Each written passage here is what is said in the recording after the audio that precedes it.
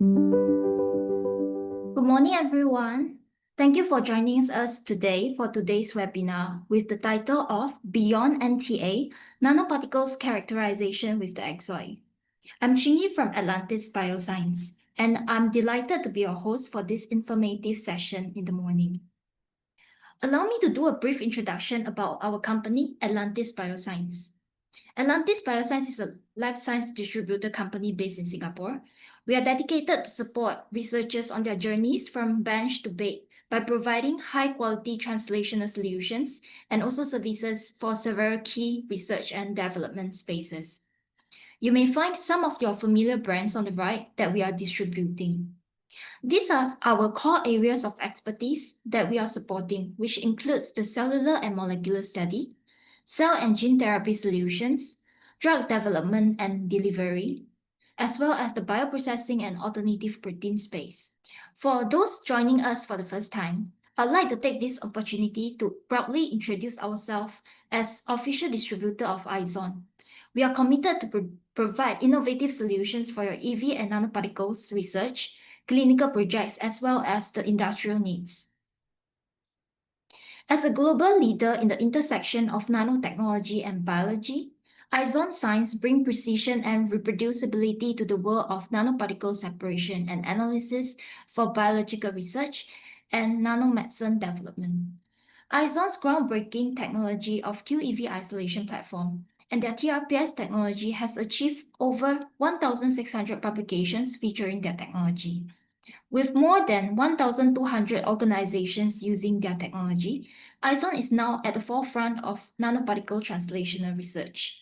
Atlantis Bioscience is providing a whole workflow solutions covering the cell culture solutions, including the chemically defined MSC media, extract, BioS EV depleted FPS, sample concentration for large volume samples using the QEV TFF, EV and nanoparticle isolation, where we have the QEV column, AFC, QEV Zenko, and QEV Dexter if you are looking for scale-up production. Other than that, the QEV concentration kit for optional post-column concentration is also available. Last but not least, we also offer Exobright series stains and antibodies from Biotium and the Exoid instrument for nanoparticle characterization, which is our main focus of the day. I would like to welcome our speaker today, Cedric. He is the IZON Science Application Scientist with many years of experience in this field. I'm sure that you'll be able to learn more about IZON's TRPS technology from him today. Without any delay, let us welcome Cedric to share his presentation. Welcome, everyone. Thank you, Ching, for the kind introduction. My name is Cedric, and I am the Asia Pacific Application Scientist for IZON Sciences. And the topic mainly that we're going to talk about today is the nanoparticle characterization with the Exoid. So the Exoid itself comes from a technique called Tunable Resistive Pulse Sensing. So a little bit of background on what Tunable Resistive Pulse Sensing is. We can go back many years ago in the dawn of just, after 1945, there is an electrical engineer called Wallace Coulter, inspired by the bombing in Nagasaki and Hiroshima, at looking at, how to quantify red blood cells in very quickly in a large scale. He came up with this Coulter counter where you have a small aperture and you apply electric field through it, and as you pass particles through the electric field, you generate these resistive pulses. So the resistive pulses is dependent on the size of the of the particle, in his case red blood cells. So the more frequent these over time, the more concentrated, and then the larger blockades or resistive pulse indicates to a larger particle. So what we have done in IZON Sciences in our development as a company is we have converted this Coulter principle into the nanoscale, and we have made these nanopores that are much, much smaller than the ones that are used in the Coulter counter. So these nanopores, depending on the size, of course, we have different sized nanopores. The smallest ones are even smaller than a micron. And with there, you can generate nanocurrent when you run electric field. And then once you pass through your nanoparticles, you generate these resistive pulses. Again, the larger particles will generate larger blockades, and then the smaller smaller resistive pulse will generate the smaller particles. And how concentrated it is over time is a reflection of the concentration. So here is a video that summarizes that in greater detail. So you can load only 35 microliters, as you can see in the pipette tip, and then you've got the small aperture with your particles going through. As particles go through one by one through the aperture, you will see that you will generate resistive pulses over time. And those are directly from every single particle that passes through the nanopore, as you can see through there. The resistive pulse is directly related to the volume of the particle. So knowing the volume of a sphere, you can then trace back the particle diameter of your nanoparticles, given that you have a calibration particle with known size and concentration, and then hence you can get really high resolution results using the Exoid, as you can see on the right.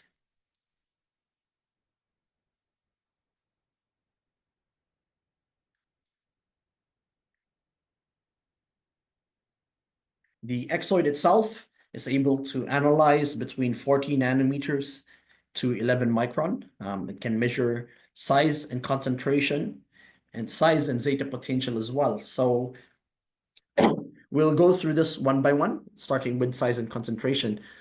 Before I start, there are different nanopore types depending on the size range that you're interested in. So for classical applications such as your lipid nanoparticles, your EVs, some viruses, depending on what you're working in, then you will go for the NP100 and the NP150, where it matches the size range of your nanoparticles you're interested in. However, the IZON larger particle suite has been used also for applications such as microplastics, or even cell work has been characterized using the Exoid. We have a very good software interface where you can see the particles moving at real time. So if anything goes wrong with your measurement, you'll be able to see it in real time, which is a bonus. So how the size and concentration measurement works is being able to calibrate it with a known standard. But I guess before we go there, what makes us different from the normal resistive pulse sensing is the tunable resistive pulse sensing. So the tunable nature of our device allows us to control our measurements in real time to optimize measurements. So in the Exoid, you've got the pressure nozzle at the top of the Exoid, as you can see earlier, where it applies air pressure, so which allows convective force. So when you apply a higher pressure, it will increase the particle rate. So for dilute samples, you can increase the particle rate. However, it will decrease the blockade magnitude as the sample rate is the same. Voltage. So if your signal to noise ratio is a little bit small, you can increase the voltage to increase the current, and then also increase the resolution. Although it increases noise, but then finding the right balance gives you the ability to tackle complex solutions and with heterogeneous samples, and then stretch. So you can change the size range of analysis. So if you have a larger particle that is blocking your pore, you can open up the stretch so that you can also analyze the larger particles. And also, if your smaller particles are getting quite close to baseline levels, then you can actually decrease the stretch, hence increasing its signal resolution. And likewise, the stretch also changes the current. So it acts from the basic principle of Ohm's law. Voltage equals current times resistance. So as you decrease the stretch of your nanopore, which you mount onto the arms of the Exoid, increasing the stretch increases the aperture, which decreases resistance, and vice versa. So when you reduce the stretch of your nanopore, you will increase the resistance, hence increase resolution, and also decrease current. Sample calibration. So what keeps us separate from other techniques is we're calibration based. The calibration particles we use as reference to figure out the unknown size and concentration is merely relied on good calibration particles. So the particles that we use are carboxylated polystyrene particles that are NIST traceable. NIST standing for National Institutes of Standards Technology. So these have been validated with rigorous tests to prove its size and concentration, and it's got certificate of analysis as well. So having a good standard, you can actually have really good high resolution results. So how it works is through the formula at the bottom, where the particle volume of an unknown sample is the ratio between the blockade magnitude of the sample divided by the blockade magnitude of your calibration reference times the calibration volume. So as long as you know your standard and its blockade magnitude, you will know the unknown size. And that's how the TRPS measures true size of the calibration of your unknown sample. Measurements. So we do a gradient measurement to allow really high accurate concentration results. So in convection law, as you increase the convection force, you're actually increasing the flux of your particles going through the aperture. So increasing the pressure will linearly increase your concentration, and the gradient of your unknown sample against your calibration of known concentration, you can then figure out the unknown concentration of your sample. So one thing to take into account is you can also do single pressure measurements, but take into account that since we are running electric field, if your particles are charged, it will have electrophoretic force, which will give a bit of bias towards its particle rates as well. Hence, that is the reason why we use the gradients rather than just the particle rates alone. So talking about mobility of particles through the aperture, that will lead us then through the zeta potential. So bear with me as I talk a little bit about some foundational theories of what zeta potential is. So zeta potential is a potential electric charge of your particle in the shear slip plane, which is the particle and the bi length, which is kappa inverse. So in the Henry formula to take into account is so mu here is the electrophoretic mobility. It is related to the zeta potential and some other factors such as the viscosity of your solution and the dielectric constant. So the FKA function is dependent on the ionic strength, as you can see here. As you increase your ionic strength, the bi-length decreases, and in Chmielowski's case, when you have salty conditions like in PBS, you get this value 1.5, and then because you need salt to run your electric flow, so in DI water you don't generate any electricity, there's no salt. So in PBS, which is our measurement electrolyte, it follows the Chmielowski principle, and then following 1.5 here, we can then backtrack through the final equation at the bottom, where the zeta potential is actually linear with electrophoretic mobility. So that's how we measure zeta potential in TRPS. So we have a calibration-based method where our sensitive sampling technique is able to dissect one peak at a time and look at the different points in time to see how fast a particle is moving through the aperture, and using some linearity equations and knowing the zeta potential of your calibration, you can actually figure out high resolution zeta potential measurements. There is a paper published in 2017 that discusses the mathematics in greater detail here, and the scientific reports paper, high resolution single particle zeta potential characterization of biological nanoparticles using tunable resistive pulse sensing. So this is your reference if you want to know in more detail how the mathematic works on the tunable resistive pulse theory. But essentially, it's ultra high resolution, and you can see from the figure at the right-hand side where when you have 5 different particles with different sizes, different zeta potentials, it is able to segregate them very effectively. And same mean size does not mean the same zeta potential. So especially when you're dealing with really difficult samples with a high heterogeneity, TRPS really comes into shine. And this gives you really good answers. Otherwise, your traditional techniques such as NTA and DLS might not be able to give to you. So different subpopulations are differentiated with ease using our TRPS device, and the level of information is essential for examples, like looking at the efficiency of loading mRNA for LNPs as an example, or different subpopulation of EVs. So this is where the Exoid shines.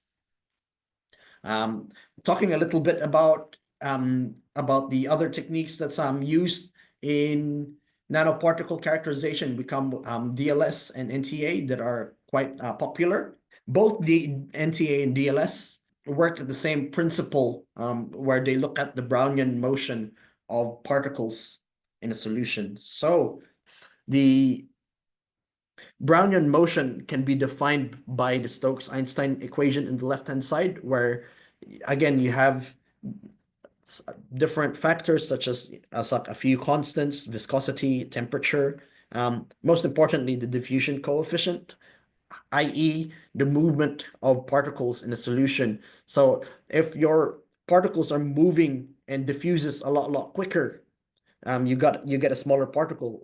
Hence, they have an inverse relationship, while larger particles don't diffuse as fast as the smaller, and hence you can get the hydrodynamic diameter.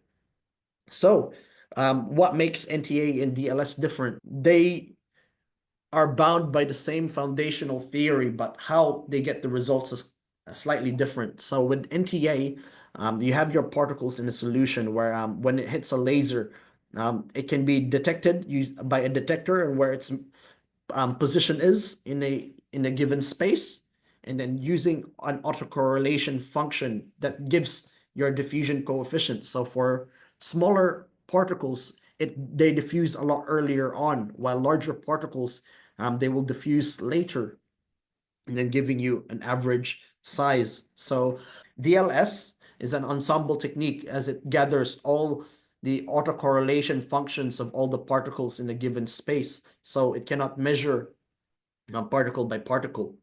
The DLS measurement range is from 1 nanometer to 10 micron, but I'm taking into account any particles that are larger than 1 micron can sediment, that can particularly affect your measurements as well. With NTA, on the other hand, using a camera, a sophisticated camera, you can actually image the scattering of light by the particles, and hence you can get particle by particle using NTA, and its NTA size range is 10 nanometers to 2 micron. So here's an image of the NTA at the right-hand side, where you can see individual particles scattering light.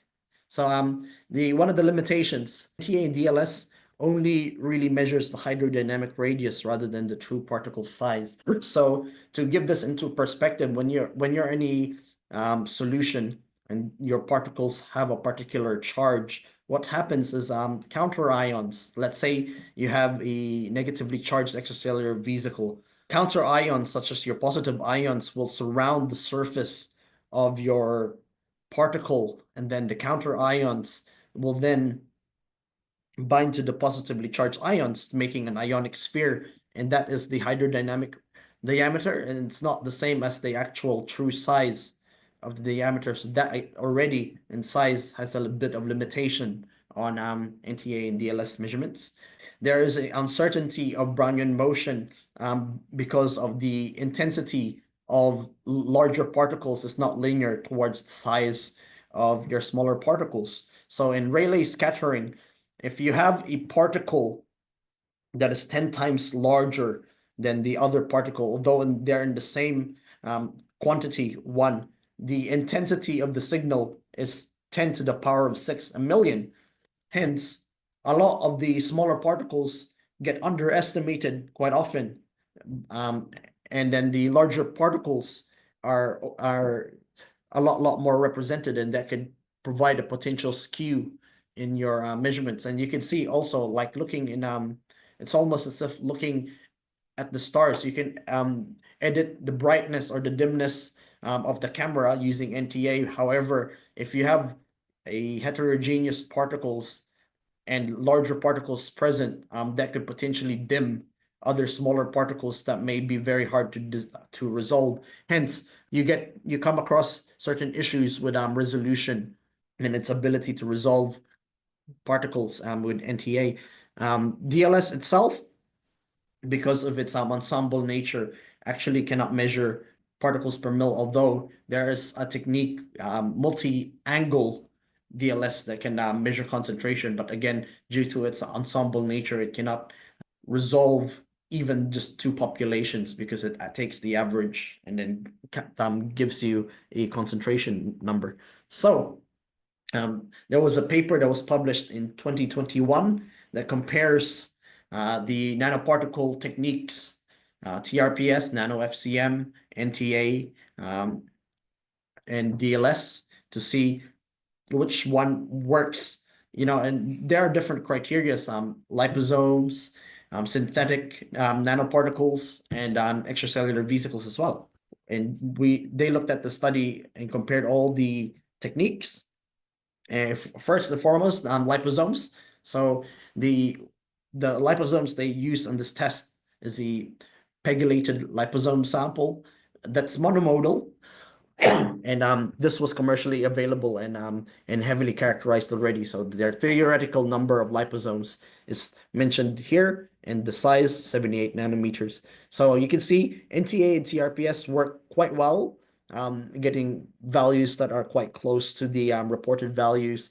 The NTA does have a bit more variance than the TRPS, while the other techniques didn't work that well.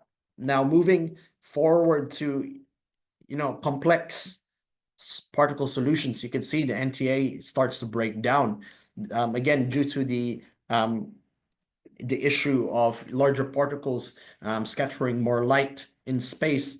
You don't get to resolve the smaller particles, where you can see they look less abundant than the larger particles here, and you cannot fully resolve the 4 different particles. So background of the study is they had 4 different polystyrene particles of different sizes, and they prepared it in a way that all of them are at the same quantity. And you can see TRPS matches exactly that, where it doesn't matter how complex your solution are or your particle heterogeneity, TRPS is able to detect different particles particle by particle. DLS cannot resolve 2 different solutions, as it's an ensemble measurement, so it'll take the average of the 2 rather than segregating the 2. So if this is an important aspect of your nanoparticle research, definitely we highly recommend TRPS, because it is the best nanoparticle analyzer in terms of measuring complicated solutions, even just like extracellular vesicles. Some liposomes as well may have good homogeneity, but like when you're doing process development work, you'll need to be able to determine which, when you have issues, let's say freeze thawing as an example, then TRPS will pick that up pretty quickly. TRPS clearly and accurately identifies all the 4 populations here. And then lastly, here is the plasma-derived extracellular vesicles, and they did 3 different runs to see how comparable the measurements were. And you can see with TRPS, you get, very low coefficient of variance and the mean concentration results, while with NTA, you get up to, 20%. Again, this is because extracellular vesicles are more heterogeneous by nature. So you have different sorts of extracellular vesicles present in plasma. Hence, you get a lot more variants. So an EV therapy, for example, and then TRPS would be quite important, especially now when you're dealing with requiring high QC standards for your dosing, especially in your concentration. We highly recommend TRPS so that you get a lot more uniform dosage for your particles. Here is another paper. So this one's a little bit personal. Mohammed Farouk Sharifpour is one of my customers in Australia, where he asked for my help with the Exoid measurements, and he compared his cryo EM images using both NTA and Exoid. So all of the scale bars on the left-hand side is 100 nanometers wide.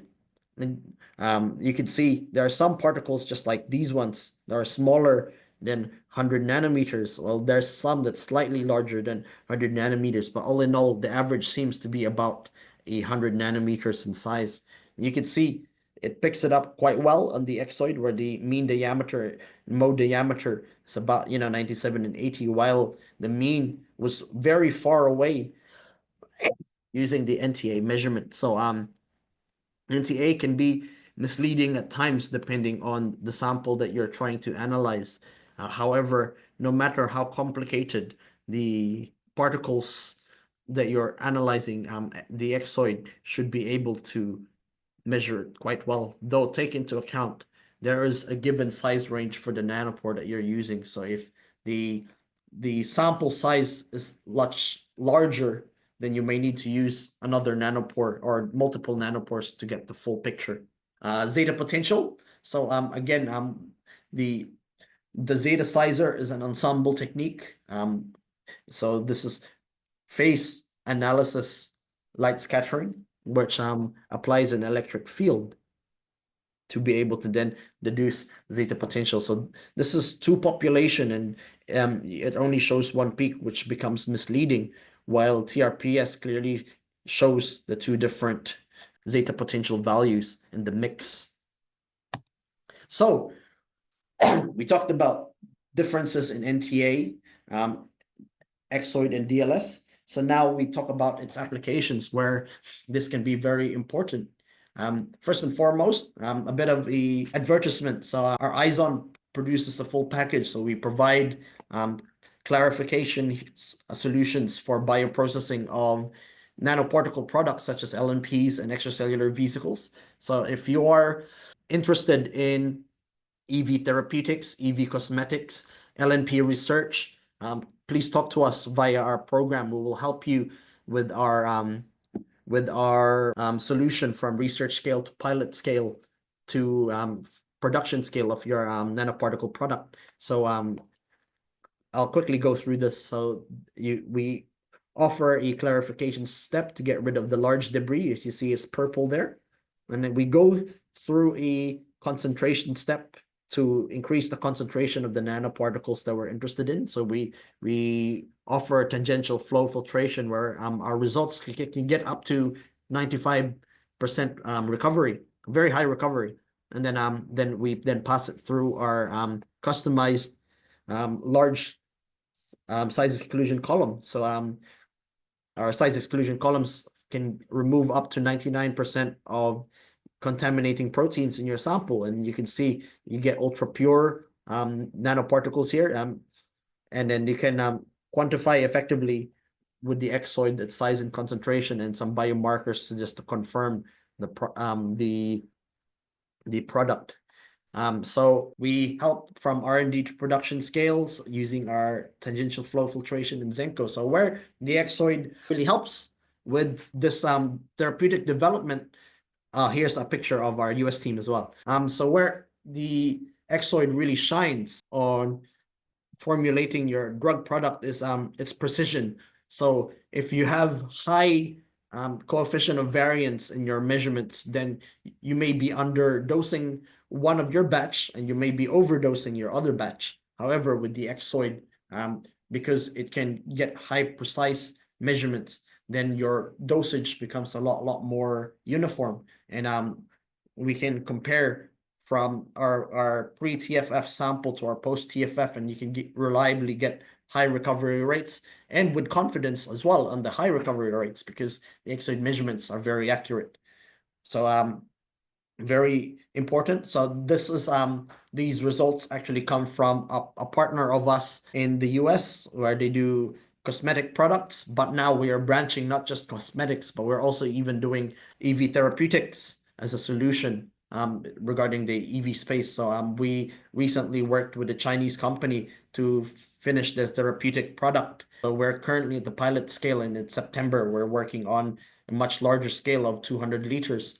In this case, we dealt with 2,000 liters of starting materials. So let us know if you have interest in manufacturing large-scale extracellular vesicle as a therapeutic. Contact IZON.com. TRPS is not just limited to extracellular vesicles, however, it's also used in LNP research. Here's an in-house example of mRNA-loaded lipid nanoparticle versus when you freeze thaw it, and you can see the slight shift in size is very detectable using the Exoid indicating aggregation upon multiple freeze thaw cycles. The power of TRPS is it's got high resolution, so any slight changes in your mean size will be picked up using TRPS. Using zeta potential, you can also look at the efficiency of the loading of your lipid nanoparticles. So mRNA is negatively charged, and upon loading it, you can see there is a shift from empty LNP towards the right-hand side where you see that your majority of your LNPs is now loaded with mRNA. So the zeta potential function is also quite useful for formulation in LNP research. And we're working in ways to also measure positively charged zeta potential for those who are interested in cationic LNPs. Lastly, to talk about other applications as well, there are other users that also use our TRPS technology by measuring size, concentration, and even zeta potential of viruses and virus-like particles. Here's two papers. One paper looks into the different zeta potential values of their various VLPs, influenza VLPs at the top. And then at the bottom, the size concentration of VLP antigens against COVID-19. You can see here is an AFM image and some of, like electron microscope images, and a lot of them match really quite well the sizes that you get from our Exoid measurement. So that comes to the conclusion of my talk. TRPS, we believe in its precision and its accuracy, and when accuracy counts, we highly recommend the Exoid for our translational nanoparticle research. Thank you so much for listening. If you have any questions or any inquiries, my email address is cedric@izon.com, or contact support@izon.com for more questions. I'm happy now to answer anything. Thank you so much for listening. I hope this was insightful to you all. Thank you. Thank you so much, Cedric, for the very insightful presentation showcasing the TRPS technology to all of the attendees. I see that we have one question from our participant, Cedric. He is interested to know if the user need to calibrate the machine every time for every sample measurement. Very good question. So it depends on the situation. So your aperture can be defined by its current measurement. So when you do a calibration run, at the start of the day, you always do a calibration measurement. Then you measure your sample. If the output of your sample is still within 5 to 10% of your current reading, you can remeasure a sample again with knowing that you won't have much compromise on your calibration. However, the nanopores do change in size over time. So when you start to see that your current reading has increased by more than 10%, I recommend recalibrating. Okay, thank you, Cedric, for the answer. We have another question from our participant. How does TRPS handle polydispersed samples or sample complexity to avoid miscounting or overlapping translocation events? Yes. So the TRPS, as you can see, on the slide. So I'll quickly share my screen. Oh, Okay. Yeah, please. yep.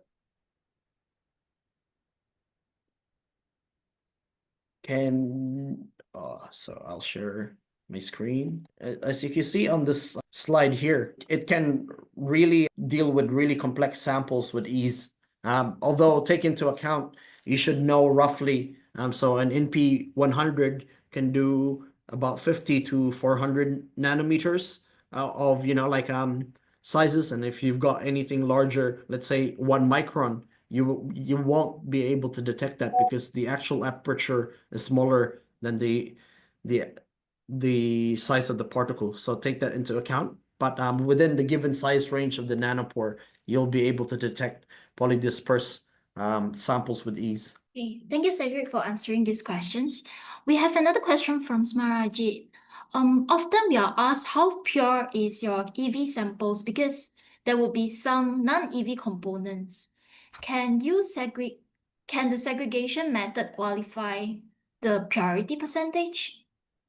Yeah, very good question. So a good application of this would be your plasma EVs, where you might have some lipoproteins that will overlap different sizes. So this has been a very interesting problem in the EV space and the EV research. So normally, in terms of purity, the what they normally use as a parameter is how pure they are in comparison to the protein contaminants. So they use particles by microgram of protein, but we do have to realize that there will be some lipoproteins that may be present that will be around the same size range as your extracellular vesicles. So the other one is you could look at potentially is the zeta potential. So lipoproteins are a bit more neutral than your EV, so you may be able to separate that out as well, given if you get enough resolution in your zeta potential measurements. How about the characterization of biohybrids, which combines the liposomes and EVs? We have different modality results in different sizes. So can TRPS help to resolve this? Often, like if the difference between the lipoprotein and the EV and their surface charge are quite similar, then that might be quite difficult. So sometimes you may need to do downstream applications such as like your EV specific markers to determine like the percentage EVs, and also then looking at two lipoprotein specific standards like your ApoB, ApoA1 to determine like whether you still have those around in your sample. Okay, thank you, Cedric, for the answer. We have another question from Sarah Yu. What is the lowest concentration of the sample for the measurement? Very good question. So the limit of detection for the smaller nanopores, the NP100, goes down to about to the power of 8. So we have a recommended list here for the nanopores on the concentrations that you could target. With much larger particles, they take a lot more space. So like you could go to the power of 5s, but like for your classic nanoparticles, the limit of detection would be about to the power of 8. There's anything larger than that, you don't really have any over concentration issues because you can simply dilute your sample prior to doing the measurement. So for example, if your concentration of LNPs would be to the power of 13, even to the power of 14, you can dilute it 1 to 1,000, even 1 in 5,000. I've done that many times before. Yeah, so in this case, I believe the sample concentration of around 10 to the power of 6 particles per mil would be able to measure by TRPS as well, right? Yes. Okay. Yeah. Thank you. Can your device also characterize the cell-derived nanoparticles from the pellet fraction rather than the exosomes which are secreted out? Depends on, so if the cell-derived nanoparticles, if they are much larger, then you may be able to segregate them out, or if they have completely different charge from the exosomes, then you may be able to segregate them out. But again, if they are by in nature relatively similar, then you may need to use other downstream analysis to compare the difference. We have another question from Sheng Yuan. Do you have measurement data of small virus like AAV using the Exoid? AAV will be getting quite small in terms of the size range of the Exoid resolution. If you are a very experienced user, you could potentially go down to 30 nanometers, but the smaller the particle is, the more difficult it is to measure. So we're actually working on a product that's not launched out yet, but soon, with the aim of going down to even 10 nanometers, but it's not ready yet. I see. Thank you, Cedric, for the answer. I think we are going to have one last question here. Can the Exoid differentiate between the protein aggregates and also the nanoparticles? Yeah, so protein aggregates tend to be dependent on the size. So like the closest protein aggregates, for example, your IgMs would be about 20 nanometers. A good example of protein aggregates is milk EVs, where I worked with casein micelles and extracellular vesicles. You can just distinguish them using the zeta potential tool, where the casein micelles got neutral charge, while the extracellular vesicles has slightly negative charge, so you can distinguish between the two. Okay, thank you, Cedric. I think there are a lot of questions from our participants. Seems like they are very interested in the Exoid. I think we'll welcome any other questions in the future. So feel free to email us at this email address.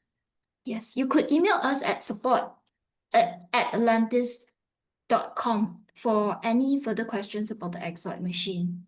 And we would like to let those who are interested in the AFC machine to know that you may contact the lab manager at MD1, the flow cytometry core unit, Xiaoning, for assistance if you would like to try out the AFC for your EV or nanoparticles isolation. And we are very happy to announce, before we end this session, that we are organizing an exclusive Exoid workshop with live demo and hands-on session on the 2nd of July at NCRNA Core at MD7 of NUS. It is now open for registration. So for those who are interested, you may scan this QR code. So we will also be sending you an invitation email after the webinar for registration. Feel free to share with your friends and colleagues who might be interested to join us on the day. And you could also visit our website for more information for your research. And this is our Facebook and LinkedIn page. You may scan the QR code to share. And I would like to extend our appreciation to Cedric again. Thank you for such an interesting sharing about the TRPS system from IZON. And thank you for all the participants for joining us today. Yeah, we hope to see you again during the Exoid workshop on July. Thank you.